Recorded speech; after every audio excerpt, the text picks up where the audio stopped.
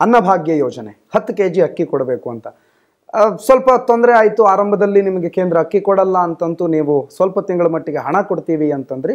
ಈ ರಾಜ್ಯದ 5 ಗ್ಯಾರಂಟಿಗಳನ್ನು ನಂಬ್ಕೊಂಡು ಕೇಂದ್ರದಲ್ಲಿ 5x5 ಒಟ್ಟು 25 ಗ್ಯಾರಂಟಿಗಳನ್ನು ಕೊಟ್ಟಿದ್ದೀರಿ. ಆದರೆ ರಾಜ್ಯದಲ್ಲೇ ನೀವು ಹೇಳಿರೋ ಅನ್ನಭಾಗ್ಯದ 5 kg ಅಕ್ಕಿಯ 1 kg ಅಕ್ಕಿಯನ್ನು ಕೂಡ ಇವತ್ತಿಗೂ ಕಾಂಗ್ರೆಸ್ ಸರ್ಕಾರ ಮನೆಗೆ ತಲುಪಿಸೋದಕ್ಕಾಗಿಲ್ಲ, ದುಡ್ಡೇ ಕೊಡ್ತಾ ಇದ್ದೀರಿ. ಅಕ್ಕಿ ನಾವು ಉತ್ಪಾದನೆ ಮಾಡಲ್ಲ, ಬೆಳೆಯಲ್ಲ. ನಾವು ಅಕ್ಕಿ ಬೆಳೆಯೋದು ಛತ್ತೀಸ್ಗಢ, ತೆಲಂಗಾಣ, ಹರಿಯಾಣ, ಪಂಜಾಬ್. ನಾನು PS ಗೋಯಲ್ ಅವರ ಆಹಾರ ಸಚಿವರಿದ್ದರು, ಅವ್ರ ಹತ್ರ ಕೂಡ ಹೋಗಿ ನಾನು 2-3 ಸಾರಿ ಕೇಳಿದೆ. ಅವರು ಅಕ್ಕಿ ಕೊಡಲಿಲ್ಲ, ಅದರಲ್ಲಿ ಮಾತ್ರ ರಾಜಕಾರಣ ಮಾಡಿದರು. ಆಮೇಲೆ ಏನಾಯಿತು, ಅಕ್ಕಿ ಸ್ಟಾಕ್ ಜಾಸ್ತಿ ಆಯಿತು. ಎಷ್ಟು ರೂಪಾಯಿಗೆ ಮಾಡಿದ್ರು ಗೊತ್ತಾ?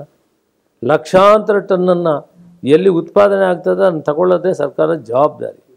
ಸುಮಾರು 10 ಲಕ್ಷ ಮೆಟ್ರಿಕ್ ಟನ್ಗಿಂತ ಜಾಸ್ತಿ ಅಕ್ಕಿಯನ್ನು ಸ್ಟಾಕ್ ಮಾಡಿದರು. ಮತ್ತು ಅದನ್ನು ವಿತರಣೆ ಮಾಡಬೇಕಾಗಿ ಬಂದಾಗ 19 ರೂಪಾಯಿ ಕೊಟ್ಟುಬಿಟ್ರು. ಪ್ರಕ್ಯೂರ್ ಮಾಡಿದ್ದೇನಕ್ಕೆ 38, 39, 40 ರೂಪಾಯಿಗೆ ಒಂದೊಂದು ರಾಜ್ಯದಲ್ಲಿ ಏರ್ಪೇರಿದೆ. ಅಂದರೆ 100% ಅಂದರೆ 40 ರೂಪಾಯಿಗೆ ಪ್ರಕ್ಯೂರ್ ಮಾಡಿ 20 ರೂಪಾಯಿ 19ಕ್ಕೆ ಮಾರಿ 20 ರೂಪಾಯಿ ಸರ್ಕಾರಕ್ಕೆ ಲಾಸನ್ನು ಮಾಡಿದ್ದಾರೆ.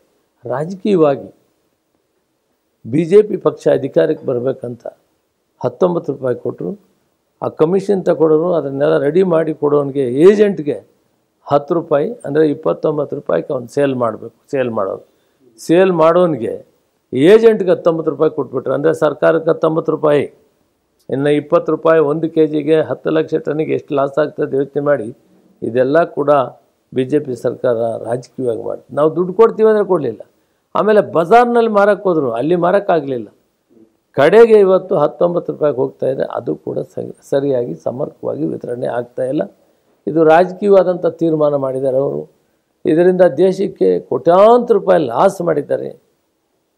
ಆದ್ದರಿಂದ ಇವತ್ತು ಜನಕ್ಕೆ ಅರ್ಥ ಆಗಿದೆ.